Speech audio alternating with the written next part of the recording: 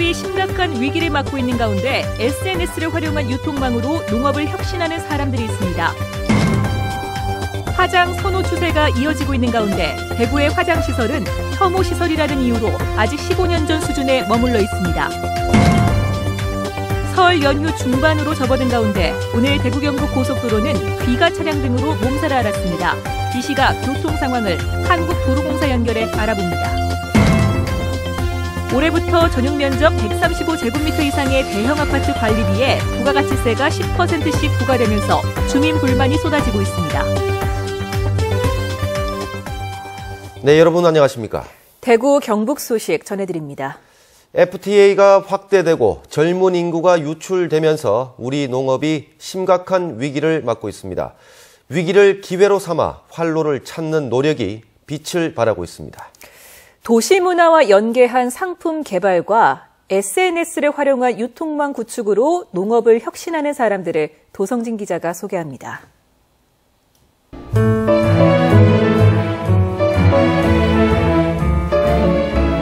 대구 달성군에 있는 이 허브 농장은 10여 년 전 귀농한 아버지와 그 뒤를 따른 어머니, 공무원을 그만두고 뛰어든 딸, 이렇게 가족들이 서로의 노하우와 젊은 아이디어를 결합해 빛을 발하고 있습니다. 50여 가지 다양한 허브를 생산, 판매하는 데다 체험 농장도 수익의 큰 축을 이루어 도시농업의 성공 사례로 평가받고 있습니다. 과거에 우리가 생산해서 판매해서 먹고 살았던 이제 그것이 지금은 직접 가서 내가 그 농산물을 보고 그 농산물에 대해서 내가 체험해보고 구매해갖고 가고 소비가 그런 행태로 이제 바뀌니까 농작물을 가공하는 2차 산업 또 거기에 지역사회하고 연계한 아주 긴밀한 연계를 갖는 3차 산업 서비스까지 합쳐져서 그 농업의 6차 산업이 오늘 이곳 농촌체험 농장의 전형입니다. 지난해 5월 우박 탓에 경북에서만 1,800여 헥타르의 농경지가 손해를 봤습니다. 상품성이 없어진 과일에 막막한 판로. 하지만 젊은 일꾼들이 보조개 사과란 이름으로 아이디어를 입혀 SNS에서 불티나게 팔려나갔습니다. 자동차 부품회사를 그만둔 뒤 과일 유통에 뛰어든 이현준 사장과 SNS 마케팅을 하던 주효준 대표가 힘을 합쳐 작은 혁명을 이룬 겁니다. 그 아이디어를 현실로 옮기는데 많은 그런 이제 리스크나 자본이 든 것도 아니었고요. 제가 하는 거에서 조금만 얹었을 뿐이었으니까 어떻게 보면 그 아이디어를 실현시킬 수 있는 어떤 환경이 됐기 때문에 좀 더 쉽게 할 수 있었던 것 같습니다. 한 단계로 줄어든 유통 과정에 젊은 층을 겨냥한 스토리텔링으로 거래 농가는 1년 만에 100개를 넘어섰습니다. 저희 같은 경우에는 거기 살 수 있는 게 굉장히 많다. 단지 이제 지금은 가해를 하고 있지만은 다양하게 이제 또 관점으로 본다면 이야기도 엮어낼 것도 많고 거기에 있는 분들하고 관계도 맺고 하면은 저희 같은 경우 오히려 저는 거기가 건강이라고 생각을 하고. 농촌에 미래가 없다며 젊은이들이 떠나는 요즘, 젊은 아이디어가 농업의 비전을 제시하며 새바람을 불러일으키고 있습니다. MBC 뉴스 도성진입니다.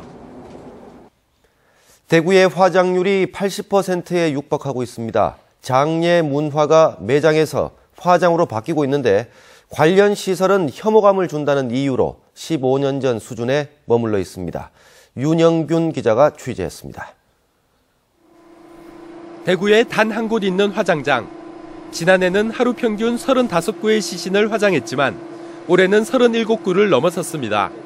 예약이 넘쳐 다른 지역 화장장을 이용해야 하는 경우가 지난달에 9일, 이달 들어서도 벌써 나흘이나 됩니다. 지난 2005년 처음 50%를 넘긴 대구의 화장률은 10여 년 만에 80%에 육박하면서 전국 평균 화장률보다 높은 수준을 보이고 있습니다. 시설 확충도 어렵고 대구 화장장을 이용하는 사람의 5분의 1 이상이 경북 도민인 만큼 대구 인근에 공동 화장장을 짓자는 논의도 몇 차례 진행됐지만 번번이 무산됐습니다. 지금도 우리 여러 가지 협의를 해봤습니다만은 이웃 시군에서는 반응이 별로 없습니다. 왜? 지역 주민들이 반대하니까. 그래서 아직까지 못하고 있습니다. 납골당이라고 알려진 봉안당 역시 부족하긴 마찬가지입니다. 지난 1974년과 2002년 칠곡군 대구 시립묘지 안에 지은 시립봉안당은 3만 100기까지 안치할 수 있지만 지금 남은 자리는 4,000기 정도뿐입니다. 대구시는 어쩔 수 없이 지난 2012년부터 국가유공자와 기초생활수급자의 유골만 받고 있습니다. 이 때문에 일반 시민들은 적게는 몇 배, 많게는 몇십 배까지 비싼 사설 봉안당을 이용할 수밖에 없습니다. 여유 땅은 있지만 역시 인근 주민들의 반대로 추가 봉안당 건설 논의도 제자리 걸음입니다. 사실 죽음이라는 게 삶하고 이래 연장이 되는 부분인데 자꾸 이런 시설에 대해서 혐오 시설이라는 이런 인식을 가지고 계시니까. 장례 문화는 변화하고 있지만 장례 인프라는 15년 전 수준. 주민들을 포함한 지역사회의 합의를 이끌어내야 할 시점입니다. MBC 뉴스 윤용균입니다. 설을 쇠고 집으로 돌아가는 차량들이 한꺼번에 몰리면서 고속도로가 심한 정체를 빚었는데 우리 지역은 오후 늦게부터 일부 구간을 제외하고 대체로 흐름이 원활합니다. 한국도로공사 경북본부 연결해 이 시각 고속도로 상황 알아봅니다. 심영은 리포터 전해주시죠. 네, 설 연휴 셋째 날인 오늘 귀성귀경 나들이 차량이 몰리면서 오전 10시부터 시작된 지체가 저녁 시간까지 이어지고 있습니다. 먼저 경부고속도로 상황 살펴보겠습니다. 금호 분기점일 때 보시는 것처럼 양방향 어렵지 않게 차간 간격 넉넉하게 이동할 수 있겠습니다.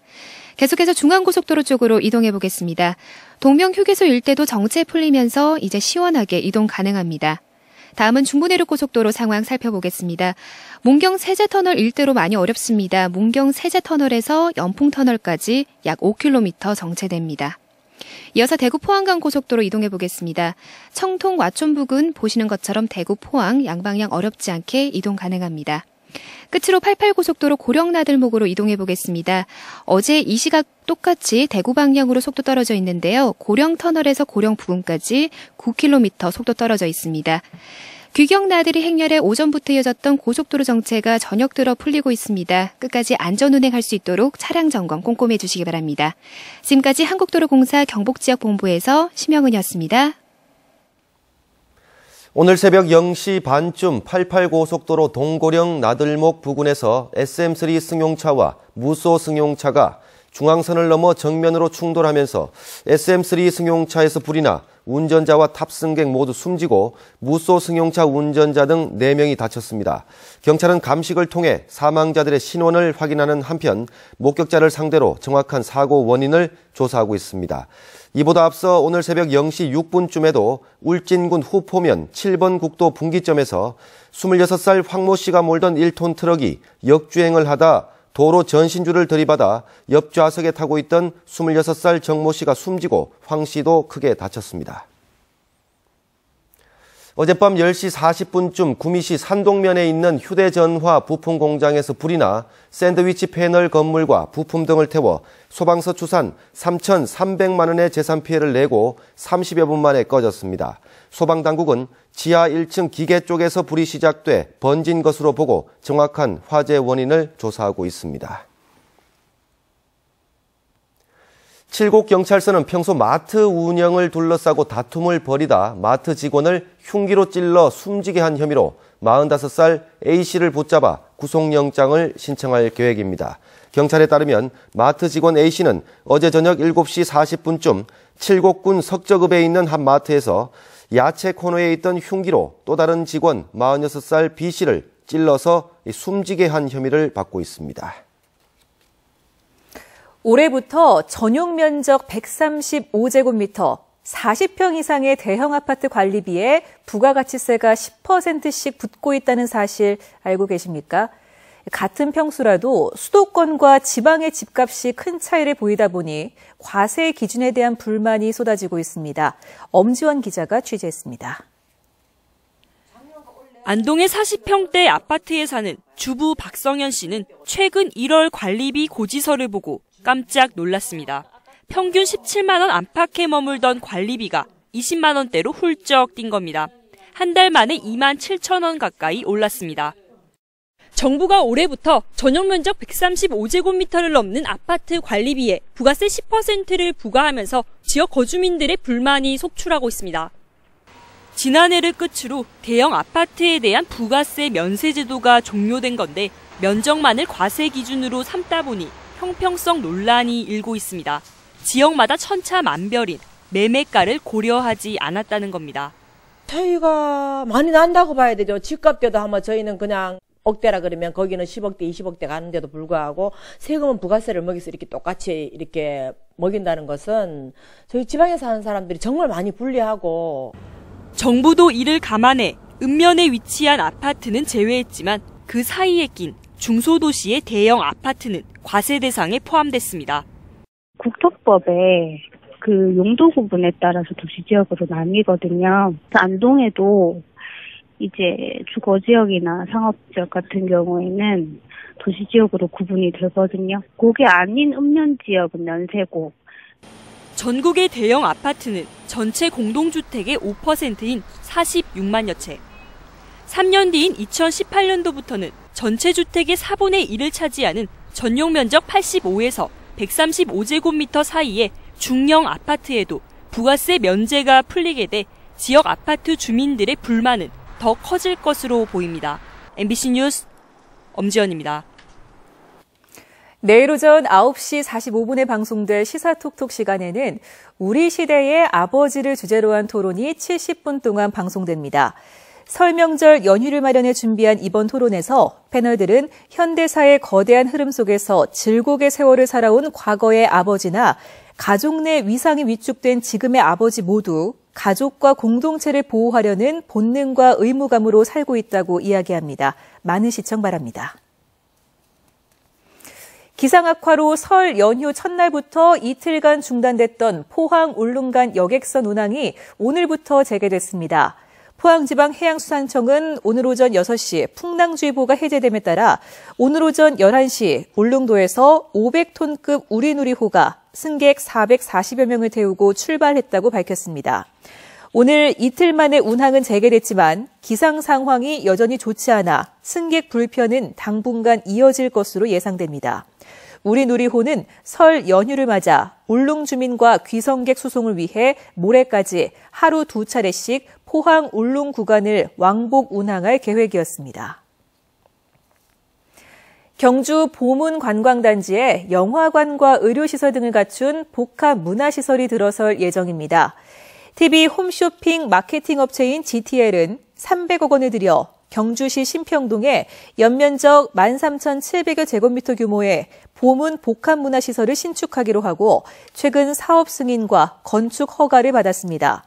복합문화시설은 문화집회시설과 의료시설, 주차장 등 3개 동으로 이뤄지며 다음 달 착공해 올 연말에 준공될 예정입니다. 대구지방법원은 동아리 후배와 성관계를 했다는 허위 소문을 낸 혐의로 기소된 대학생 27살 이모 씨에게 징역 6개월에 집행유예 2년을 선고하고 사회봉사 120시간을 명령했습니다. 이 씨는 지난 2012년부터 동아리 선후배들에게 여자 후배 A양이 자신과 성관계를 하는 등 성적으로 문란하다는 허위 소문을 수차례 퍼뜨려 A양의 명예를 훼손한 혐의로 기소됐습니다. 울릉군이 일본의 독도 영유권 주장에 대응해 독도 홍보 동영상을 제작해 배포에 나섰습니다. 동영상은 독도의 최초 주민인 고 최종덕 씨부터 현재 독도리 이장인 김성도 씨에 이르기까지 독도에서 살아온 사람들의 모습을 담았습니다. 울릉군은 이 동영상을 독도 박물관 홈페이지를 통해 널리 알리고 지역 기관단체 등에도 무상으로 나눠주기로 했습니다. 중소기업진흥공단 대구지역본부는 중소기업의 FTA 컨설팅과 수출 컨설팅을 지원하기로 하고 참여 기업을 상시 모집합니다. 네, 대구 경북 소식이었습니다.